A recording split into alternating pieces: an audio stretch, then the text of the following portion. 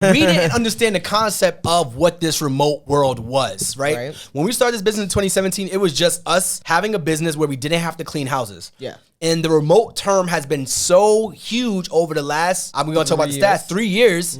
It said, okay, we have a remote cleaning business. So we just took the hot term and just put it in front of the cleaning business. That's essentially what it was back then in 2017, but there wasn't this huge upsurge of the word remote. So we've seen this explosion over the last 3 years. And literally, if you go to googletrends.com, literally trends.google.com, and you want to look up the history of a word, you can look up the phrase of remote work, remote business. And in 2020, of March to April of 2020, 1 month, the word remote and the word work business has tripled. Like literally, it went from 30 results a day for like remote work and remote business to 90 results in 1 day, which is absolutely insane. And the interesting one is that the remote job, literally the word remote job, didn't go crazy on Google Trends until January of 2022. That was just last year. Yeah, so it literally... The job said they going back in or they're not. So people started saying, all right, I want to look for a remote job because that's when pandemic's over. People are going back into the office. So people start looking up the word remote job.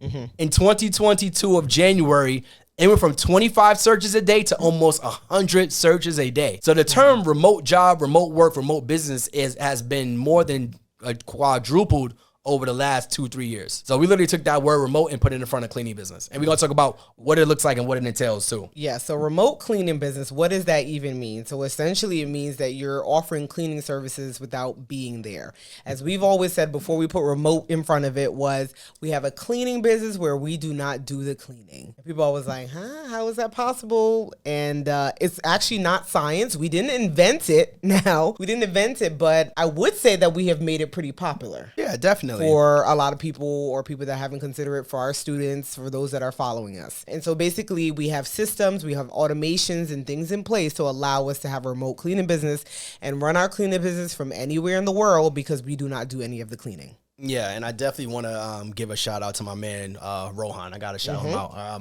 He literally was the one who introduced us to cleaning businesses without cleaning houses. Rohan Giltz, and absolutely amazing entrepreneur, black man, professional. He's owned multi-million dollars in businesses, and I always want to shout him out any chance I get. So he introduced us to this business model, and then we kind of did our own research and dove in, and we started teaching people, years later. So once we actually have results, we started teaching people this stuff. So when you think about remote work, you think about remote businesses, and I found this very interesting. So during the pandemic, a lot of businesses were closed. They were shut down because they didn't have people to do the work. They couldn't do it themselves. And if you guys don't know who Mr. Beast is, he is a YouTuber, an entrepreneur, and he has hundreds of millions of followers. And during the pandemic, he created something, I don't know if he patented it or trademarked it, but he did something called a ghost kitchen, where you pretty much leverage the tools that other people you leverage the tools that you have that other people don't. That's essentially what a ghost kitchen is. So like I was cooking. What? Explain what the ghost kitchen is. So a ghost kitchen is pretty much when you go on DoorDash.com, and remember they had all these new restaurants popping up? Right. Those weren't new restaurants popping up. Those are restaurants that were normally not on DoorDash, and they let's say like a Caribbean hole-in-the-wall spot. They don't have a DoorDash account. They don't have anything. So they pretty much have a ghost kitchen where they are using someone else's marketing so that they can find work. So a lot of like burger shops that popped up, a lot of ice cream shops. These are just mom and pop shops just putting their information out there so that when you ordered from like, let's say Ben and Jerry's, sometimes you wasn't getting Ben and Jerry's. You were getting like the local mom and pop shops. So essentially they were using those for ghost kitchen because they couldn't fulfill the work. Got it. They had so much work that they had to outsource to other people. So like you ordered a pizza and it wasn't like Domino's is too big. But if you ordered something online and they had too much overflow, they were outsourced it to like a ghost kitchen. Got it. So that was like huge. So Mr. Beast, he started using ghost kitchens during the pandemic where he had these Beast burgers, right? And you would go to whatever his website is, you would order this Beast burger, but you're not getting a burger specifically from him. You're just getting it from whoever is selling it. Exactly. Yeah. So they have the service and he's marketing the service. Got it. That is a remote kitchen, essentially. And so Mr. Beast doesn't have to go out and do the burgers and make them. Right. He's marketing it for other people. So it becomes a win for us, essentially, because you can still maintain and do other things or things that you would like to do, right? So We still maintain our 9 to 5. We still were able to be doing other things to help us pay off debt, because that's kind of the reason why we started this business. So it allowed us freedom to have a business, but not necessarily be out in the field. Do I need to spend time on it? Absolutely. But I'm still not out there actually cleaning. So while somebody else is cleaning under, somebody else is cleaning and it's our business, we can still run things on the back end. So we still have that time and freedom to do it from anywhere as well. So you're creating a win-win-win for everyone. So I'll explain this. So like you just said, you can still work your 9 to 5 and you can make money from this business, right? And then you're working with, like, using the Mr. Beast example, where like it's winning for him because he's making money. It's winning for the client because they're getting their food and they probably wouldn't have normally got, because they wouldn't have been able to find that shop. In that little shop who has no marketing, no advertisement, they're working with Mr. Beast. Now they're getting customers they would not normally have had. So it's a win for him. It's a win for the mom and pop shop, and it's also a win for a client. So that's how it's like literally a win-win-win for everyone in a situation like this. Because people always say, well, aren't you taking advantage of the people on the other side? And it's like, well, okay. That comment is always stupid.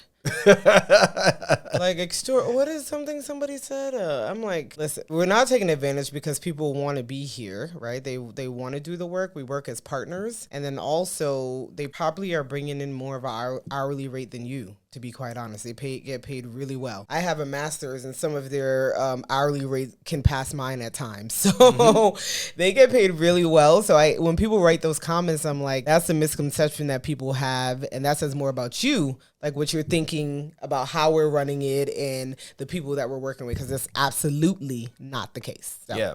So it creates a win-win-win for everyone. So normally, if you think about the way marketing works, there's three parts of this story. There's us, there's the clients, and then there's the cleaning partners. Right. So normally, the actual person who needs the cleaning done, they would normally never come across that person ever, because that person doesn't have a digital presence. They don't have any online, no marketing, no branding. Unless they go by, word of mouth as usual. Unless they find them by word of mouth some way, shape, or form. So those two people would never, ever match up with each other. So there would never be a time where the cleaning partner could find that person, and vice versa.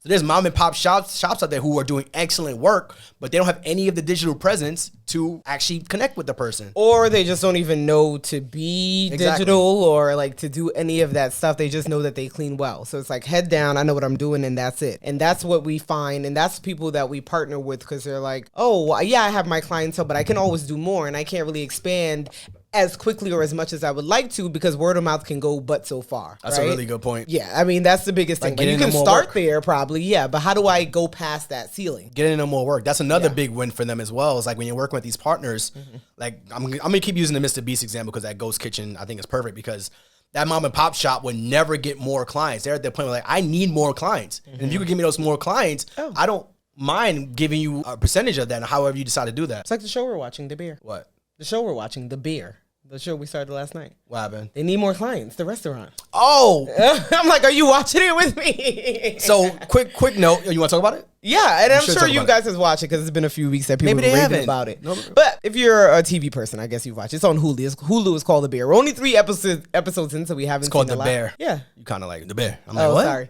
The Bear. We're only 3 like episodes the animal in. bear. Yeah.